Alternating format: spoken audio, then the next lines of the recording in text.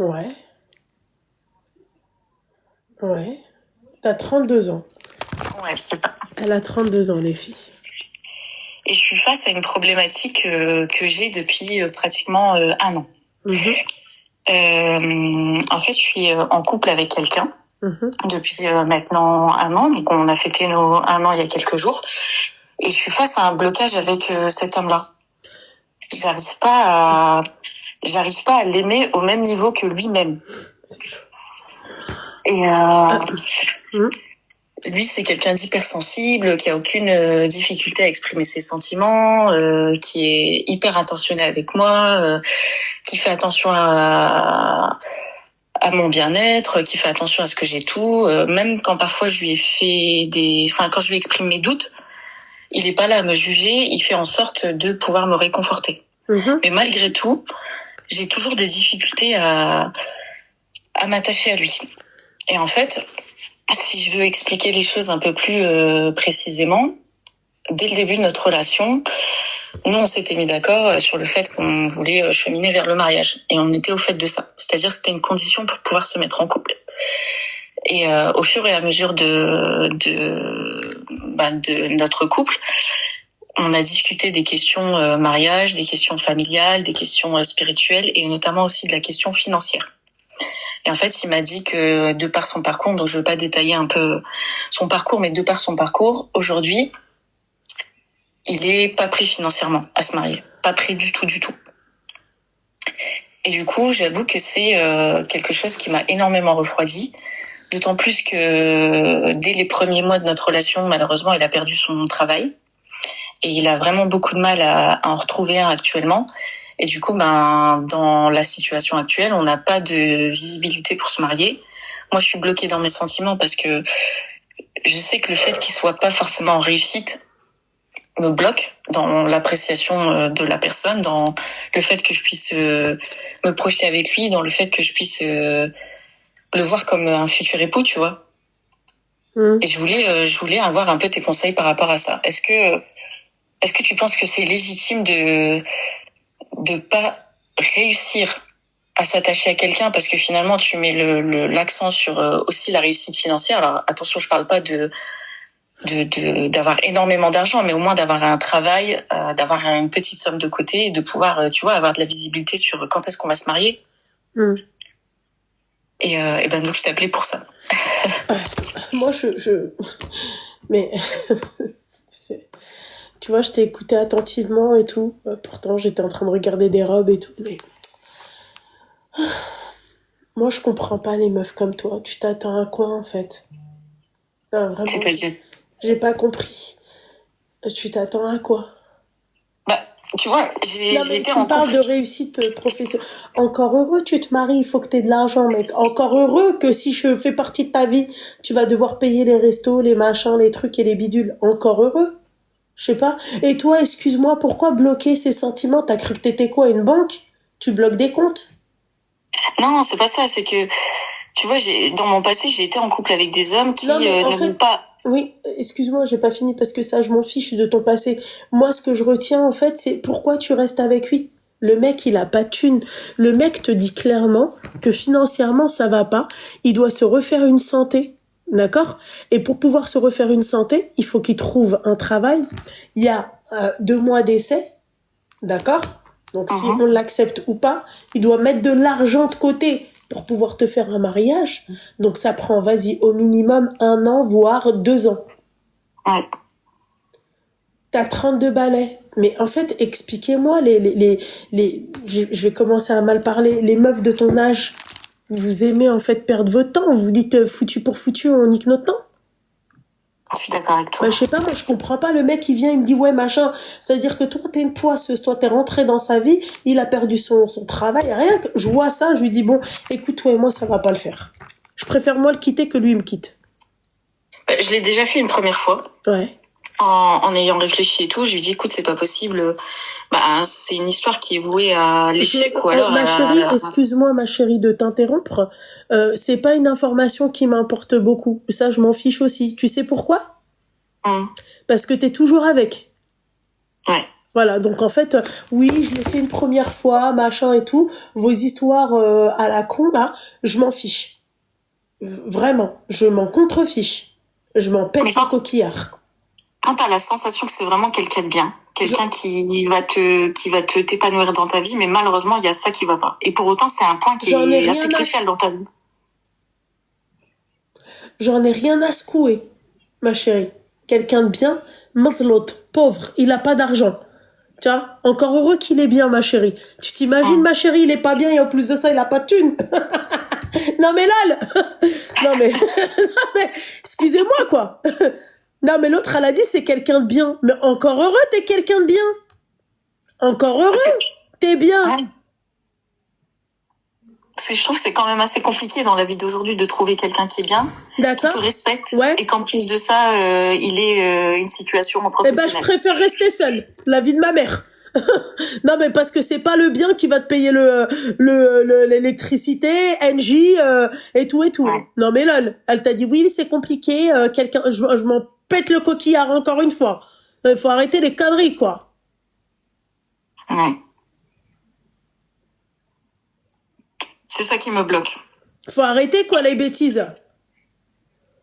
Je suis désolée. Quelqu'un de bien. Mais on est tous quelqu'un de bien. Toi, tu crois que toi, t'es pas quelqu'un de bien, ma chérie? Si, mais malheureusement, tu vois, je galère à trouver des hommes bien. En fait, quand je tombe sur des gens qui s'épanouissent financièrement, professionnellement, Ouais. bah à côté de ça, leur comportement, il est, excuse-moi du terme, il est à chier. Ils sont pas respectueux envers les femmes et c'est des misogynes. Et D'accord. pour une fois, comme on dit chez nous, porte sur un homme bien, mais عنده حاجة في الصباط, bah il y a un problème sur le côté financier. Eh ben là, Et elle a j'ai- vraiment un gros truc se battre, hein, je te le dis. Hein. Il faut arrêter Ouais. les conneries, quoi. Excuse-moi. C'est pour ça. Et tu vois, je me sentais pas respectueuse, je savais pas si c'était légitime. Est-ce que c'est ça le blocage dans mes sentiments? J'ai du mal à m'attacher à lui et j'ai du mal à avoir de la visibilité. Et lui, quand je lui explique, il comprend pas, tu vois, il met pas l'accent sur ça. Pour lui, le sentiment, c'est une partie. Et le côté, Chéradad, arrête. Casse les bonbons, celle-là. Pas toi, ma chérie. Ouais, parles de vas-y, moi termine. Pas toi, je parlais pas à toi, ma Ah, chérie. je disais, lui, il met pas l'accent sur enfin, avoir des sentiments, réussir sa relation, c'est une partie, et être en réussite professionnellement et financièrement, c'est une autre partie. Et du coup, il comprend pas le fait que je sois bloquée dans mes sentiments, le fait que, tu vois, je lui rends pas la monnaie de sa pièce quand il est hyper attentionné avec moi, quand il me déclare ses sentiments. Et ma famille est au fait de cette relation-là. Ils attendent depuis plusieurs temps qu'ils viennent à la maison, sauf que ça sert à rien de venir à la maison avec rien. Donc, comme tu dis, c'est une histoire d'un an qui va encore durer, sauf que moi, j'avais juré depuis le début de notre relation, on était au fait Un an, voire 2 ans. Ouais. Retiens ce que je te dis, ma chérie. Voilà. 1 an, voire 2 ans. Donc, toi, tu me conseillerais d'arrêter là, quoi. Ah oui. Mazlout, reviens quand tu auras quelque chose à me proposer. D'accord. Voilà. Reviens quand tu auras l'air insolite, quoi. C'est tout. Inch'Allah. Bah, écoute, c'était pour avoir un peu de, je pensais que t'allais me réconforter, mais pas du tout. C'est pour ça que je t'appelle Lumna et qu'on t'appelle. MDR, ma chérie. À ton âge, ma chérie, t'as pas besoin de réconfort, hein. T'as besoin de sécurité, hein. Je suis d'accord. Voilà. Bon, là, je suis d'accord. Merci. Non, parce que bientôt, on va me dire, ouais, toi, t'es réconforté, qu'elle dit. Non, mais réconforté, c'est lui qui te réconforte apparemment avec ses paroles, tu vois. C'est quelqu'un de bien. C'est lui qui arrive à te réconforter parce que c'est quelqu'un de bien. C'est tout. Ouais. Ouais, bah voilà. Bah ouais. Ouais. Ouais. Mais je suis pas endormie. Non, Tu à vois, peine. je Juste un somnole, peu. mais je suis pas endormie. Juste un peu, ma chérie. Juste un chouïa. Ouais. Voilà. Bon, écoute, je te remercie pour tes conseils. Je te souhaite une bonne soirée et puis Ouais. j'espère ne pas te dire à bientôt. Ben, j'espère aussi, ma chérie. Bon. Hein? Beslama. Yallah, bslama, habiba. Bye bye. Quelqu'un de bien. Je m'en remets pas. C'était quelqu'un de bien, non. Appelez!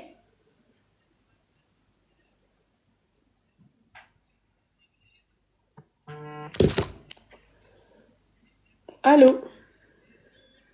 Coucou. Elle a 26 ans. Mon histoire. Oui, ma chérie, dis-moi tout. Oui, bah en gros, moi j'ai rompu avec mon mec après 1 an et 3 mois, donc on n'a pas la même origine. Il est tunisien et je suis marocaine. Ça Donc dès s'entend le dans ta voix, ma début, chérie, t'es une kilimini. Ouais. Euh, Non. voilà, donc moi j'ai fait, enfin on a parlé de mariage dès le début, c'était ultra sérieux. On a parlé de, comme elle a dit la personne avant, de finances, de religion, de spiritualité, etc. Et moi, comme mes parents ils sont au Maroc, ça allait être un sacrifice pour moi. Donc dès le début, je me suis dit vraiment faut qu'il soit bien avec moi pour que je puisse accepter et tout, voilà.